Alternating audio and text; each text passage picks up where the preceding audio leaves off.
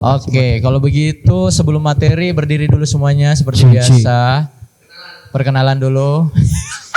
Kan tadi. Iya lagi. Terus HP-nya Mas Andi, ajar dulu Mas Andi, ikat komitmen Mas Andi. Sudah direkam? Oke, dan berikan suara terkerasnya ya. Kalau memang teman-teman mau, kan saya dengar tadi banyak sekali mimpi yang diucapkan. Ini salah satu cara bikin kita bangun dan mengejar mimpi kita dengan cara seperti ini. Jadi kalau teman-teman jujur mau mengejar mimpinya, harusnya bisa dengan penuh semangat untuk meneriakan komitmen ini. Dan memang harus teriak teman-teman. Oke, siap? Bismillah. Saya berjanji. Tidak akan menyerah. Terus belajar dan berusaha. Menjadi pengusaha yang bermanfaat. Bagi jutaan manusia. Oke, silakan disimpan videonya dan silakan duduk kembali. Masya Allah langsung di play. Oh ya duduk Mas David. Atau boleh berdiri terus sampai maghrib. Oke. Ya seperti yang kita jelaskan ya, sebenarnya semua orang punya jatah sukses yang sama, tapi tidak semua orang mau menggenggam satu rumus sukses. Ya, orang sukses itu cuma 2% orang sampai sekarang ya. Itulah kenapa sepi kelas belajar selalu seperti itu. Ya, berbahagialah kalau kita lihat sekarang tidak banyak yang hadir untuk belajar. Berarti apa? Kompetitor teman-teman semakin sedikit. Karena orang yang terus belajar yang paling dekat sama kesuksesannya. Seperti itu. Nah, orang yang sukses dia punya rumus untuk menjaga kedisiplinannya. Karena kan rumusnya sukses cuma satu sebenarnya, disiplin. Atau konsisten, gak ada rumus lain sukses selain itu, gak ada. Coba apa rumus lain selain disiplin menuju sukses, Mas Tama? Ada gak rumus selain disiplin untuk menuju sukses? Selain disiplin, gak ada Pak, tidak ada. Ada yang berani bilang, Mas David, selain disiplin, rumus sukses, selain disiplin. Itu salah satu dalam komponennya, tapi yang paling besar berdoa tanpa disiplin bisa? Enggak bisa, berarti kita sepakat disiplin nomor satu. Dan semua sudah tahu ini. Tapi kenyataannya tidak semua bisa berdisiplin. Kenapa tidak bisa seperti itu? Karena rata-rata kita tidak tahu rumusnya disiplin. Padahal rumusnya disiplin itu sederhana sekali teman-teman. Sederhana sekali, silahkan dicatat di kertas atau di buku atau di handphonenya masing-masing. Rumus disiplin itu cuma 3 huruf. Hurufnya atau rumusnya BMT, itu doang disiplin, sesimpel itu. Itu rumusnya disiplin, cuma 3. BMT, huruf apa yang pertama? Bisa. Kalau mau disiplin, otomatis kita harus bisa dulu, mampu dulu. Makanya kita belajar bisnis, makanya kita belajar bikin kopi, makanya kita belajar digital marketing, makanya belajar bikin keripik, makanya belajar bongkar ban, makanya belajar tentang umroh, makanya belajar sunat orang, sampai repeat order yang disunat. Belajar dulu dong, supaya kita lebih semangat untuk berdisiplin. Huruf kedua apa? Motivasi. Motivasi adalah segala sesuatu yang membuat kita tergerak. Tapi sayangnya bukan motivasi kunci sukses, tapi disiplin kunci sukses. Akhirnya sadarlah teman-teman, ketika kita lesu kita bukan mendatangi motivator sebenarnya. Tapi kita melihat impian kita ulang. Ya, justru motivator terbaik itu diri kita sendiri. Lihat cermin atau apapun itu, lihat diri kita sendiri. Itu yang motivator utama kita sebenarnya di sana. Ya, jadi segala sesuatu yang membuat kita tergerak itu motivasi. Misal tadi Mas Vicky, apa tadi motivasinya Mas Vicky? Nah, mendorong ekonomi manusia. Otomatis kalau Mas Vicky mengingat itu, otomatis semangat lagi kan, kebakar lagi semangatnya kan, betul. Nah, permasalahannya semua orang yang jago menulis di sosial medianya, menulis di bionya, aku demikian, apalah enggak entusias sebenarnya. Sebenarnya karena kenapa mereka rata-rata tidak bisa sukses? Rata-rata hanya mempunyai B sama M. Dia tidak punya huruf terakhir. Apa huruf terakhir? Hah? T kan? No, trigger. Trigger itu segala sesuatu yang dengannya kita bisa mengingat motivasi kita kembali. Yang dengannya kita bisa ingat untuk melihat impian kita lagi. Nah, pertanyaan saya kepada Mas David. Mas David tadi udah direkam tadi Mas David videonya. Oke, pertanyaan saya Mas David, wajarlah membangun bisnis ada fase semangat dan tidak semangat. Atau kadang bahkan lebih parah lagi mau menyerah kan, biasa kan. Biasalah. Ada fase-fase capek dan solo malah ngechat. Enggak boleh emosi, murid enggak boleh emosi, keluar. Adalah naik dan turun kan. Nah, kadang tidak semangat dan seterusnya. Dan kadang ya amit-amit kayak mau menyerah kan. Nah, ketika rasa menyerah itu timbul dan muncul, terlintas. Dan Mas David melihat video yang tadi, yang barusan kita rekam, berani enggak menyerah? Iyalah, malu. Kenapa? Kita sendiri yang bilang, saya berjanji, saya akan tidak menyerah, saya akan berusaha, saya akan bermanfaat bagi jutaan orang. Dia sendiri yang ngomong bos, mukamu sendiri itu di dalam video. Bukan muka orang lain. Malu kalau kita lihat. Nah, video tadi trigger. Itulah trigger. Bayangkan kalau Mas Tama lihat itu video tiap pagi, apa enggak kebakar itu semangatnya? Terbakar Pak. Nah, rata-rata orang nggak bisa sukses karena berhenti di B dan M, nggak punya T. Karena kenapa teman-teman? Saya ingatkan kembali, penting sekali trigger karena manusia didesain sama Allah Subhanahu Wa Taala dengan satu kekurangan yang hampir semua manusia memiliki ini, pelupa. Udah, pelupa kita. That's why Allah menghadirkan azan 5 kali berkumandang di setiap harinya supaya kita tidak lupa untuk sholat 5 waktu. Misal, nah tuh azan triggernya sholat. Hayo. Tuh haji triggernya biar kita lagi kisah nih, ingat nih nabi-nabi kita dulu, Nabi Ibrahim dan seterusnya. Trigger kan. Tuh alarm triggernya supaya kita untuk orang yang bermasalah bangun pagi, diciptakanlah sama manusia alarm. Nah, terus kita mau jalan ke impian kita, trigger aja kita nggak bikin. Bagaimana mau sampai di motivasi dan impiannya? Kan sulit. Nah, tuh video tadi trigger. Berarti teman-teman ketika menghapus video tadi, padahal belum nyampe di sini, berarti teman-teman sendiri yang mau membunuh impiannya. Teman-teman pelakunya sebenarnya. Udah ketahuan kan siapa pelakunya sebenarnya yang tidak membuat Anda sukses. Bukan kompetitor, Anda sendiri yang membunuh triggernya. Karena semua masalah itu sebenarnya internal kok sebenarnya, bukan yang di luar itu, bukan pasar, bukan global, bukan di situ, di dalam. Masalah itu di dalam. Kalau kita beres sudah sama diri sendiri, insya Allah tidak ada yang bisa menghentikan kita. Apalagi kita berjalan sama Allah. Nah itu. Hai, halo, good brother. Masya Allah. Tepuk tangan dulu dong untuk kita semua. Siap. Sudah berapa kali dilihat triggernya Mas? Semenjak bulan lalu kita rekam. Mana mic satu ini?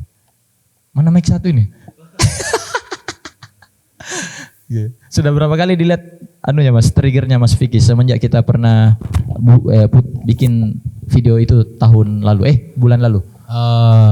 Udah berkali-kali. Ada perubahan nggak? Ada perubahan. Luar biasa. Jadi Pak. setiap males pasti ke-trigger karena Malu itu. Pak, malu sekali. Coba bayangkan Mas David mau menyerah nih. Tuh video terus dikasih lihat juga istri. Malu luar biasa, itu malunya habis-habisan.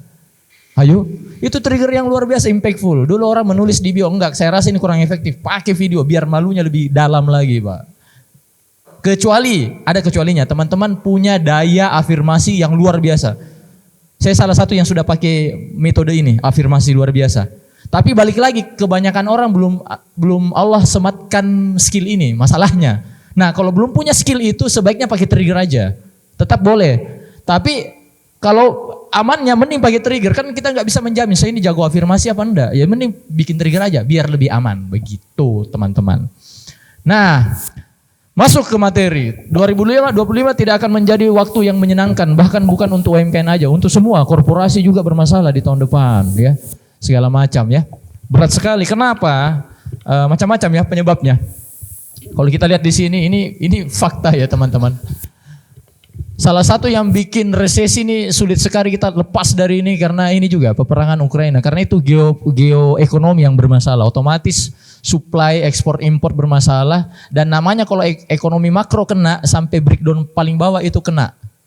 Efek domino terjadi. Nah, belum lagi ada masalah yang paling gokil nih.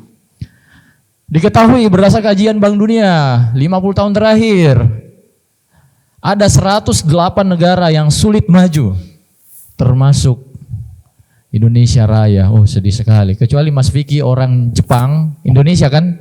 Orang Indonesia Pak, biarpun suka anime, hand sanitizer. Tetap orang Indonesia Pak. Masalahnya di situ. Nah, nih kuncinya cuma satu teman-teman. tingkatkan produktivitas. There is no another ways. Cuma itu, nggak ada lagi jalan lain. Tingkatkan produktivitasnya. Ditingkatkan. Lucu saja kita mau target kita 10 kali lipat tahun depan, effortnya 2 kali lipat. Ya lu salah. Lu salah Pak. Mau targetnya tumbuh 10 kali lipat, effortnya 3 kali lipat. Ya salah beneran gitu. Effortnya kita biasa-biasa aja. Emang harus lebih Dan nggak boleh cuman kita yang seperti itu, tim kita juga. Makanya butuh lagi skill leadership dan seterusnya. Nggak boleh sampai di kita aja. Nah, hari ini kita akan belajar rumus nomor 1 peningkatan produktivitas. Namanya Komisi Penyiaran Indonesia. KPI. Siapa yang sudah pakai KPI di perusahaannya? 1, 2. Apa KPI-nya Mas Tama? Jadi setiap bulan ini ditargetkan omsetnya itu naik sebesar 10%. Dasarnya apa Bos? Naik 10%. Dasarnya dari penjualannya ini kayak misal bulan pertama ini ada 200 botol yang kejual. Nah, diharapkan bulan ke depannya ini 220. Ini gimana caranya biar dapat gitu? Mungkin dari intensitas untuk konten video biar orang-orang itu kayak aware sama produk kita gitu Mas. Oke, siap, luar biasa. Mantap. Oke. Begitu ya. Penting KPI ya. Ini menjadi rumus inti kalau teman-teman mau meningkatkan produktivitas karena semuanya itu harus bisa terukur teman-teman. Makanya pernah dengarkan istilah SMART. Ada yang masih ingat SMART? Spesifik. Target itu harus SMART. Apa Mas? Oke. Target itu harus SMART. S-nya itu spesifik kan? Spesifik harus jelas. Kalau target harus jelas. Harus jelas ada jelas berapa angkanya? 10 juta ya sudah 10 juta. Tulis yang jelas targetnya. M, miserable, bisa diukur bos. Bisa dievaluasikan dalam angka. Ya. Ya. Ayo nomor 3 apa? A ya, smart A, achievable. Bikin juga target yang masuk akal lah. Target berapa? 1 triliun. Padahal kalau mau divaluasi, manusia yang ada di target marketnya cuma sekian, maksimal cuma 1 miliar. Enggak masuk akal targetnya. Bikin juga masuk akal tetap. Mimpi boleh tapi terlalu jauh ke atas juga enggak masuk akalnya, enggak boleh. Relate, relate. Harus sesuai dengan perkembangan zaman, target yang kita setting atau sesuai dengan kondisi industrinya, sesuai dengan kondisi customernya, sesuai dengan kondisi kliennya, sesuai dengan kemampuan kita, sesuai dengan infrastruktur kita. Terakhir time bond, batasannya jelas. Target 1 bulan, 3 bulan, 1 tahun, 5 tahun, harus jelas supaya kita bisa ukur semuanya seperti itu. Nah. Untuk meningkatkan omset itu cuma 3 sebenarnya jalannya untuk menaikkan omset kita itu atau valuasi bisnis kita itu sebenarnya strateginya cuma 3. Biar gimana mau bolak-balik di bawah itu selama 17 tahun saya lihat ya dalam dunia sales dan marketing nggak ada cara lain kecuali 3. Ujung-ujungnya ketiga ini aja. Yang pertama meningkatkan sales itu sendiri. Omsetnya. Ketika customer sudah di hadapan kita, upselling dan cross selling habis-habisan teman-teman.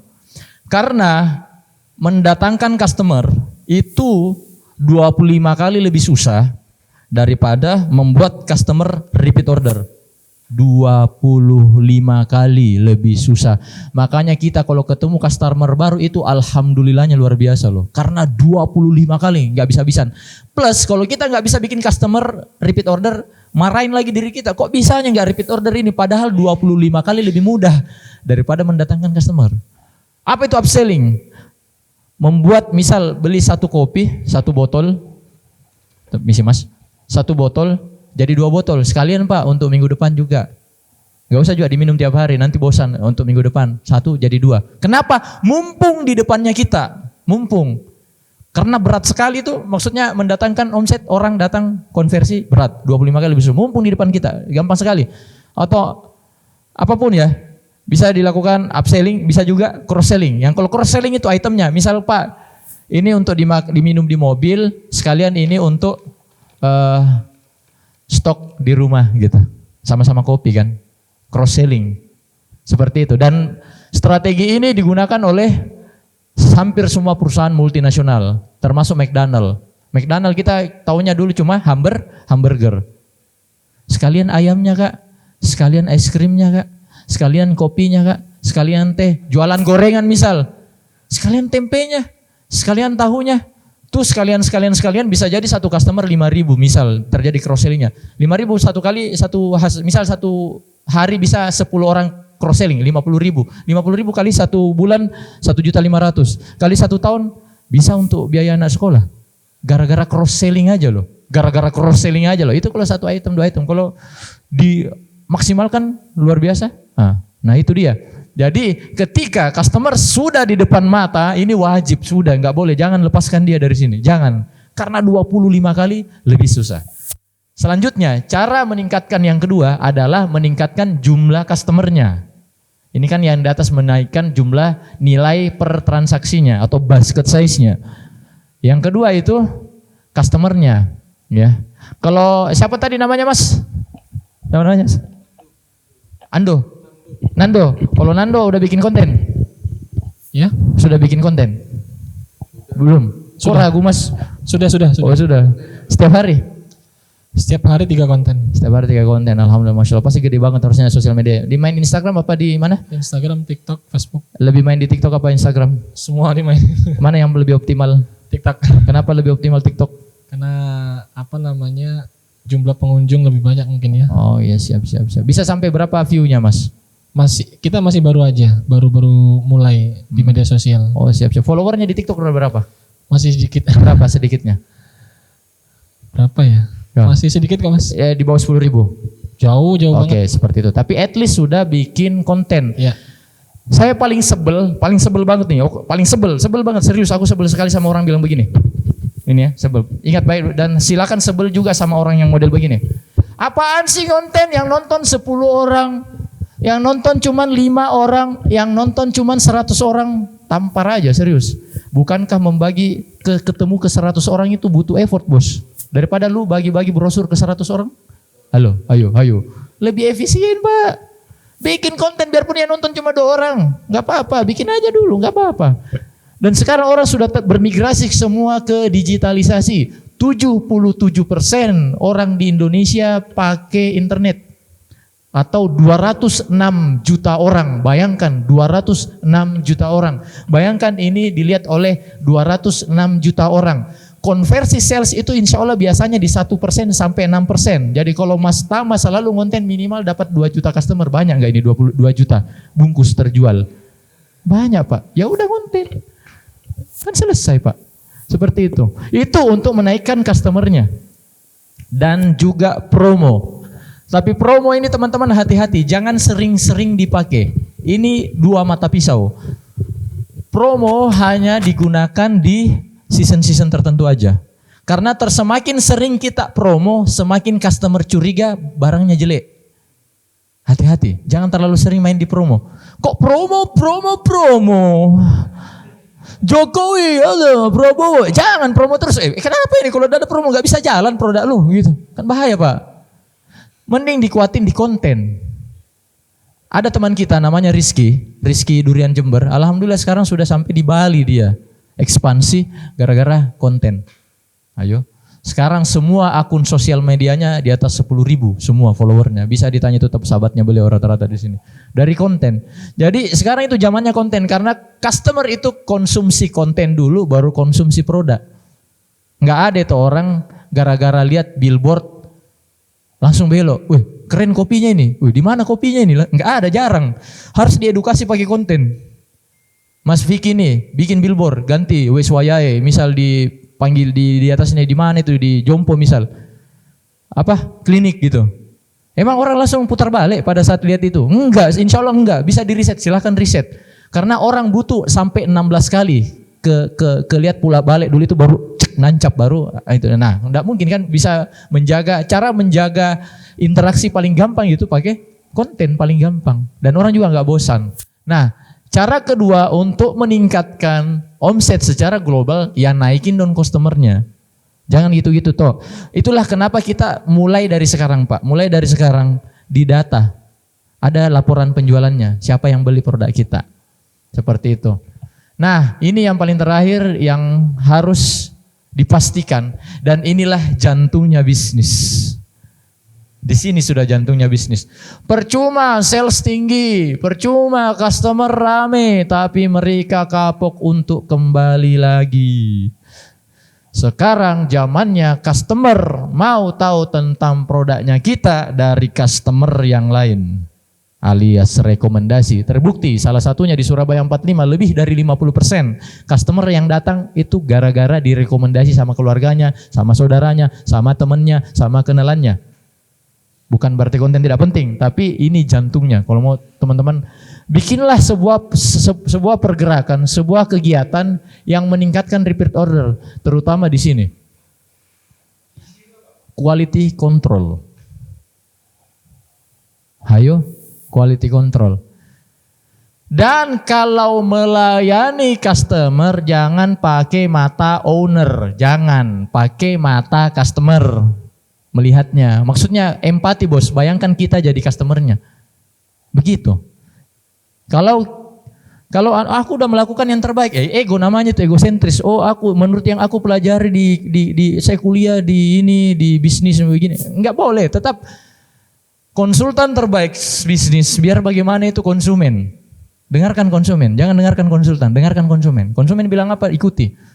Itulah perlunya kita sering juga melakukan riset pendataan survei Pak. Ditanya customer kita, jangan pakai perasaan, tidak boleh. Bisnis itu dikendalikan pakai ilmu, bukan perasaan dan logika yang kita putar-putar sendiri, tidak boleh. Harus pakai dasar ilmu yang jelas. Dasar ilmu yang jelas apa? Data namanya. Data. Dan harus real time mungkin data itu. Minimal dalam 1 bulan ada lagi kita tanya customer kita. Minimal dalam 1 minggu lebih bagus lagi, dan yang paling keren setiap hari, dan yang paling keren sekali di setiap customer ditanya, gimana Pak pelayananku, kira-kira apa yang perlu kita benahi. Kalau mau membuat mereka repeat order. Kenapa repeat order penting Pak Imam, penting Mas Vicky? Karena insya Allah sebagus apapun kontennya, kita akan menemui namanya bahasa Maduranya captive market. Apa itu captive market? Mentok. Sudah full. Sekeren-kerennya kontennya Vicky, nanti akan ketemu namanya captive market atau market size namanya. Sudah mentok. Sudah saya mendatangkan 2,5 juta orang di Jember ke tokoku. Berarti kan udah selesai kan? Berarti udah selesai. Misal Mas David mau mengandalkan sunat-sunat tok berbahaya. Tapi alhamdulillah kan orang lahir setiap tahun kan. Kan pasti akan mentok kan? Namanya ketemu captive market. Ketika ini ketemu, otomatis kan kita turun ke sini bos. Repeat order Pak. Maksudnya ya, artinya kalau kita mengandalkan ini, berarti kan produk kita nggak unggul, nggak membuat orang puas dan seterusnya. Nah, kuatin pelayanan dan quality control. Dan untuk menguatkan repeat order, saya kasih bonus yang terakhir, CRM. Ini yang males UMKM bikin. Males. Mimpimu apa? Mimpi saya ini. Bangun dari mimpinya, dikejar mimpinya. Kok mimpi lu? Bangun dong, dikejar mimpinya. Ya, bikin CRM. Kalau terutama customer Pareto. Bagaimana cara lihat customer Pareto Mas Jamil? Masih ingat rumusnya Mas Jamil, customer Pareto?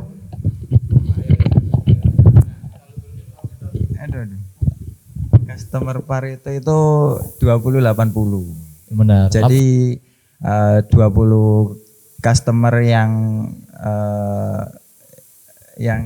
beli ke kita itu bisa mengcover 80 gitu kan? Ya benar. Sederhananya begini Bapak Ibu ya. Enggak ada ibu-ibu sini ya? Oh itu sana, ada dua ibu-ibu. Oke. Pareto adalah yang kita mau CRM. Misal omset kita 1 bulan 100 juta, misal 80 jutanya dari mana? Ada berapa orang yang di 80 juta? Misal Pak Imam dalam 1 bulan menjual 100 ban. Oke, 100 ban. 80 bannya siapa yang beli? Karena bisa jadi bahkan 90 ban itu dibeli oleh 1 orang Pak Imam. Bisa jadi. Misal Mas Novan, siapa namanya tadi Mas? Nando. Satu bulan ada apa ya? Produknya ada produk terkait travel umrohnya, apakah mungkin di oleh-oleh kah atau pakaian umroh aja dan seterusnya, lakulah 100 piece 1 bulan. 80 piece-nya siapa yang beli? Itu namanya Pareto. Orang yang atau entitas yang mempengaruhi dari 100% omset. Omset loh ya, bukan populasinya, bukan. Tapi dari sisi omsetnya. Nah, misal di omset ini, ternyata cuma 2 orang, makin enak lagi. Berarti CRM-nya nggak usah ke banyak orang, enak dong. Berarti hari Senin ke Pak A, silaturahmi, hari Selasanya ke Pak B, silaturahmi. Lebih enak lagi karena paretonya sedikit orangnya. Apalagi kalau cuma 1 orang, tapi plus minus. Ngambek itu orang, hancur bisnis kita. Jadi plus minus. Sebaik-baik Pareto minimal 10 customer. Biar dia ibarat meja, banyak kakinya. Misal enggak diminta-minta, naujubillah ini ngambek ada masalah sama kita sehingga dia stop repeat order dulu. Masih ada 9 kaki yang lain. Itulah kita perlu memperbaiki hubungan kita ke lebih banyak orang gitu. Yang challenge adalah ketika bisnis kita retail banget gitu. Sehingga customernya ada 10.000 misal. Dan ketika kita tarik yang menghasilkan 80 jutanya saya ternyata receh banyak banget. Nah, perlu namanya sistem CRM lagi. Rekrut 1 orang atau beli 1 handphone khusus untuk CRM, ngeblas setiap bulan. Apa kabar? Apa kabar? Begitu aja, Assalamualaikum, apa kabar? Atau mungkin ada edukasi, atau mungkin ada promo yang dirangkai dulu dalam bentuk content storytelling dulu. Seperti itu.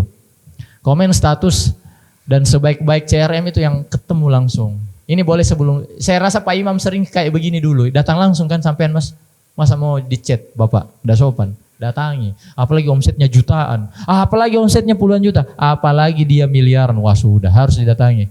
Dan orang yang di CRM ini harus di PHK. P, profesinya harus ditahu. H, hobinya harus ditahu.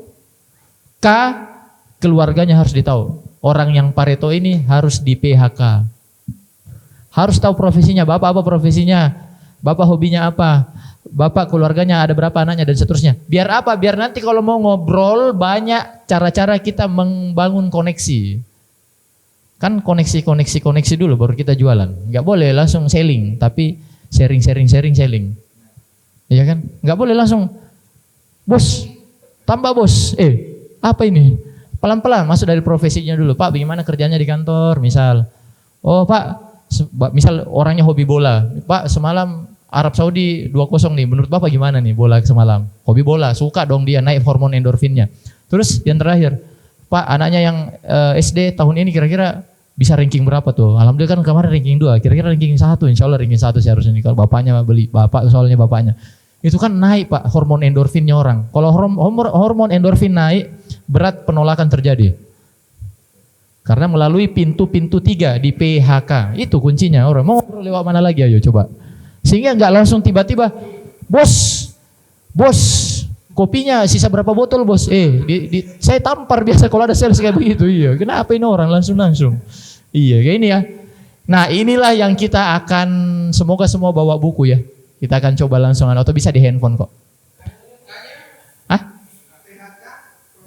Ini dia nih, keluarga. Misal Mas David, penting dia tahu keluarganya.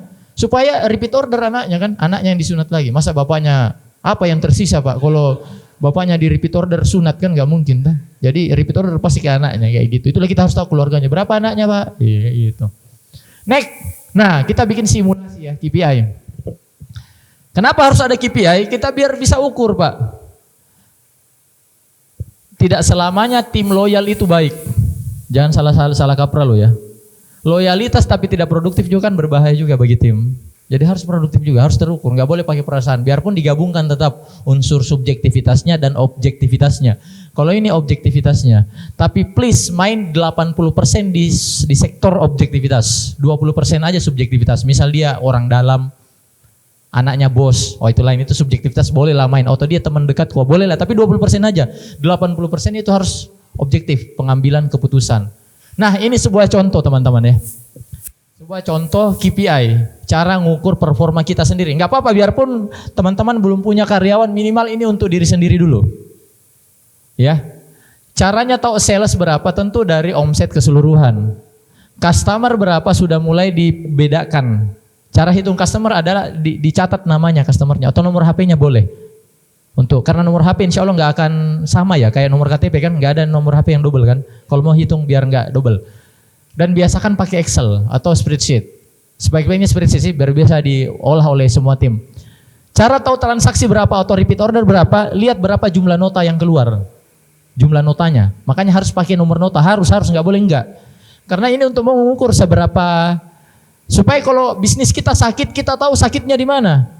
Misal sakitnya di sales, berarti CS kita nggak jago upselling cross selling, berarti nggak jago dia komunikasi untuk ngoyo menjual lebih banyak. Penyakitnya di sales. Misal penyakitnya, customerku semakin menurun, berarti kontennya mungkin tidak menarik.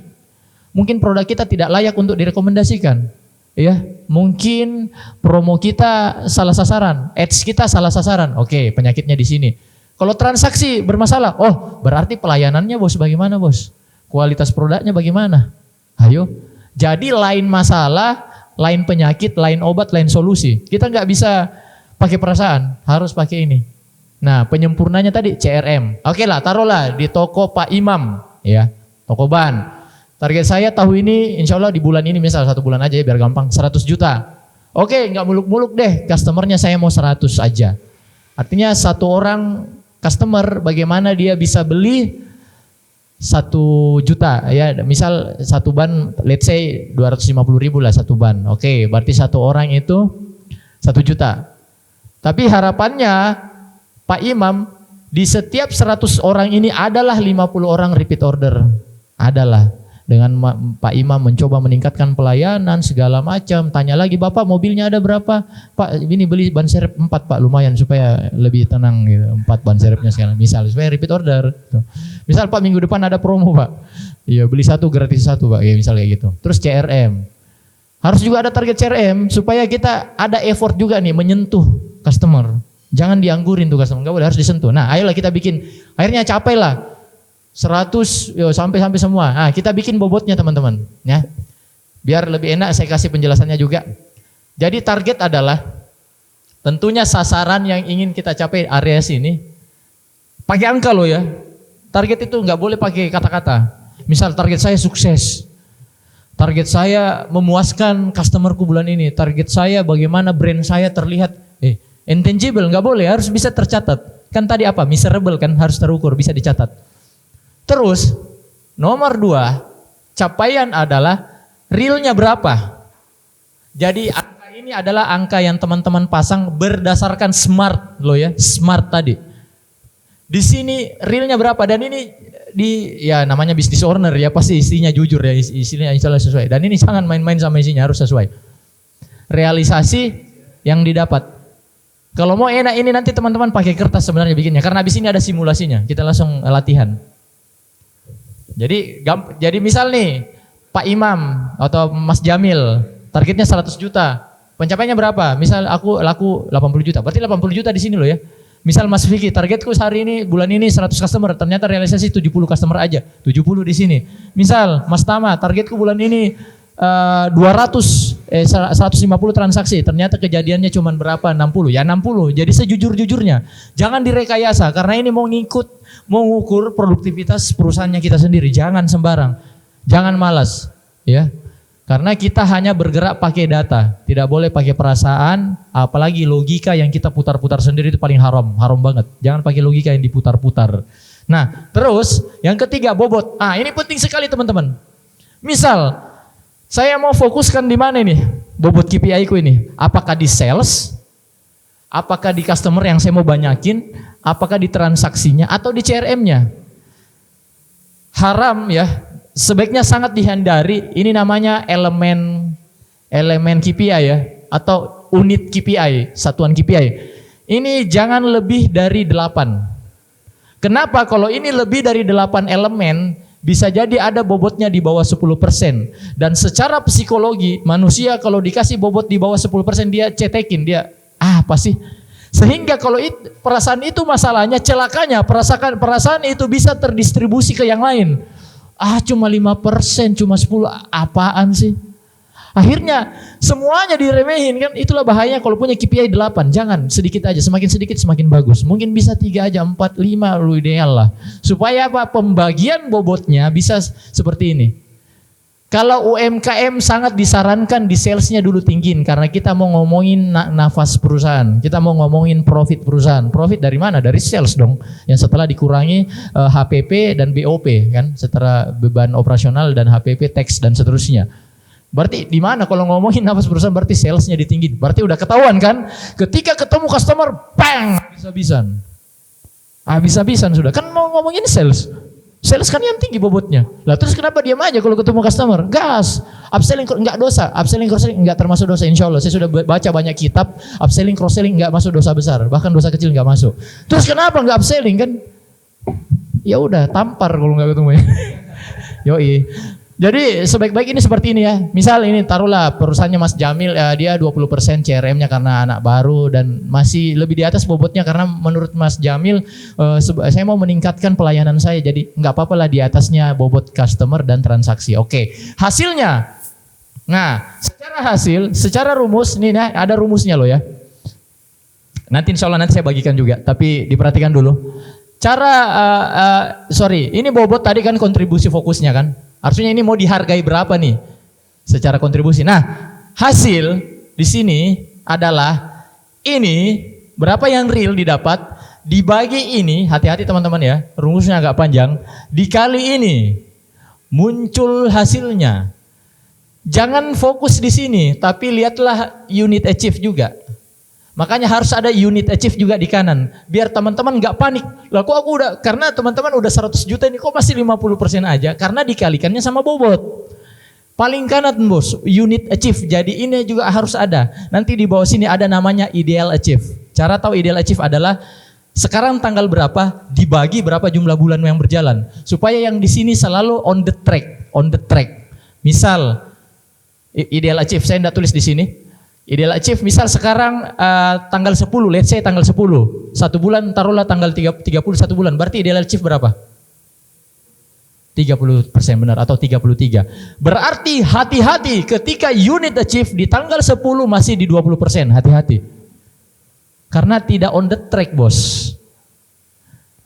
Marginnya itu margin errornya cuma 5% ke atas atau 5% ke bawah. Kalau jauh dari situ semakin ke ujung biasanya semakin bahaya. Kecuali produk sampean, produk ada dia fluktuasi hektik seasonnya itu di dalam 1 bulan berjalan boleh. Tapi kalau dalam 1 bulan itu normal-normal saja, hati-hati ketika unit achieve di bawahnya ideal achieve, hati-hati. Tadi gampangnya ideal achieve tanggal berapa sekarang dibagi berapa jumlah hari di hari tersebut, bulan berapa jumlah hari di bulan tersebut. Misal November, berarti kan sekarang tanggal berapa Mas David? 23 bagi 30 berapa Mas Jamil? Itu ideal achieve. Sekitar 60 sekian 70-an. Nah, ketika Mas David masih di 50% di unit achieve, boleh panik, silahkan panik. Ya, karena bisa jadi akan semakin jauh padahal sekarang sisa hari sisa 7. Nah, unit achieve gampang. Ini dibagi target aja. Unit achieve terjadi di sini. Nah, total tentunya skor inilah skor Anda. Di sinilah ini orang diukur, ini harus di coaching atau di konseling. Saya harus di coaching atau harus di konseling. Ketika di atas 100 berarti layak di coaching, dilatih untuk tambah jago. Kalau di bawah 100 berarti harusnya di konseling, dibina. Kok kurang, ada yang masalah apa nih gitu. Jadi kita dari sini juga kita tahu kan tim kita ini harus di coaching atau di konseling, atau diri saya ini harus ketemu coach atau harus ketemu konselor, kan jadi ketahuan dengan ini. Nah, bayangkan kalau nggak ada ini. Tapi semua ini tiada gunanya kalau yang kembali saya ingatkan ini masih salah teman-teman cara merubah yang ini. Masih ingat diagram ini kemarin? Teman-teman kalau hanya langsung merubah hanya lingkungannya tanpa merubah ini yang di atas atau merubah langsung dari atas, berat perubahannya Pak. Langsung aja rubah dari paling atas supaya semua yang di bawah ini breakdownnya gampang mengikuti. Sebagaimana Mas Vicky ketika berusaha berhenti merokok, Mas Vicky misal dia mencari environment orang nge-vape supaya berhenti merokok misal. Akhirnya Mas Vicky berhenti beneran merokok. Tapi di dalam ruangan masih merokok juga karena Mas Vicky hanya mengganti environment tanpa mengganti keyakinannya atau apa yang diyakini, dipahami tentang rokok itu sendiri. Harusnya dari atas yang dirubah supaya yang di bawah ngikut. Tapi yang paling efektif merubah itu langsung paling atas. Cus, ini semua ke bawah akan ngikut. Jadi mulai dari spiritual, identitas, value, belief, skill, behavior, environment. Ini lingkungan, ini sikap perilaku, ini keterampilan, ini keyakinan atau apa yang kita percaya, ini kelebihan diri, ini branding diri, ini hubungan kita sama Allah Subhanahu wa taala. Jadi mulai langsung dari atas dirubah ya. Dirubah gayanya, dirubah kualitasnya. Nah, saya ingatkan lagi ya teman-teman, saat yang paling mulai adalah ketika tidak siap ya. Karena kalau kita tidak siap berarti komitmen kita lebih besar daripada hambatan yang datang. Berarti tekad kita lebih bulat daripada masalah. Karena kalau kita tunggu kita siap, selalu kita akan ditakut-takuti oleh logika, rasio, perasaan. Karena tunggu siap. Orang yang berhasil itu justru yang nekat bergerak pada saat dia tidak siap. Itu tandanya tekadnya lebih besar daripada hambatan yang datang. Dan saya dengan bahagia ya. Kenapa? Sebenarnya ini bulan lalu sudah pernah kita sampaikan, tapi 1 bulan terakhir ini saya hitung-hitung kembali dan mempersiapkan segala persiapan yang ada. Dan jujur li, saya ini agak setelah saya hitung ya sama Mas Deris, sama Mas Zul, sempat kaget. Beneran nih angkanya seperti ini. Saya bilang, ya Allah ini betul-betul angkanya terlalu achievable banget, maksudnya untuk teman-teman. Ini adalah kelas Good Trainer Pro atau lanjutan dari Good Trainer reguler yang seperti ini, jadi akan lebih tajam. Akan membabat 12 materi inti, mulai dari operasional, keuangan, sumber daya manusia, sampai pemasaran. Tapi ini kelas beratnya teman-teman, ini kelas dalamnya. Dan benar-benar dibatasi aja. Yang membuat saya, astagfirullahaladzim, beneran segini harganya. Karena abis ini banyak benefitnya teman-teman. Yang paling pertama, karyawannya itu akan kita latih private, pribadi. Didatengin langsung bisnisnya. Didatengin. Langsung saya itu langsung mengunjungi lokasi teman-teman untuk melihat SDM-nya, melihat sistemnya, melihat pelatihannya, melihat briefingnya, melihat brainstormingnya, melihat mindstormingnya, melihat sistem monitoring control sistemnya seperti apa. Terus yang membuat saya garuk kepala lagi, ternyata ada saya kasih lagi, tambahan sama Mas Alvan. Saya tanya Mas Alvan, berani Mas Alvan berikan konten ke semua orang ini? Kata Mas Alvan, saya berani kasih konten. Dan konten sekarang itu lebih proper, sudah menggunakan kamera mirrorless. Jadi teman-teman juga akan dibikinkan konten gratis juga, sudah include di sini. Dan bukan sekedar dibikinkan konten, dipromosikan juga bisnisnya. Bayangkan sudah include di sini, di kelas ini. Terus plus lagi, saya ngobrol sama Mas Izul, semua rekaman materi akan dikasih sama Mas Zul, semuanya. Jadi kurang lebih akan 12 tambah 4, kalau nggak salah, berarti ada 16 rekaman materi. Terus filenya juga dikasih, untuk teman-teman yang malas menonton, dikasih langsung soft filenya. Nggak sampai di situ, udah nggak pakai pakaian bebas warna-warni seperti ini, akan ada uniformnya. Ada t-shirt langsung yang eksklusif dari kita juga. Nggak sampai di situ. Nggak akan kering di sini seperti ini, akan ada main course dari Mas Deris, Masya Allah Mas Deris ya, ada akan makanan berat di situ supaya teman-teman makin semangat, makin berenergi.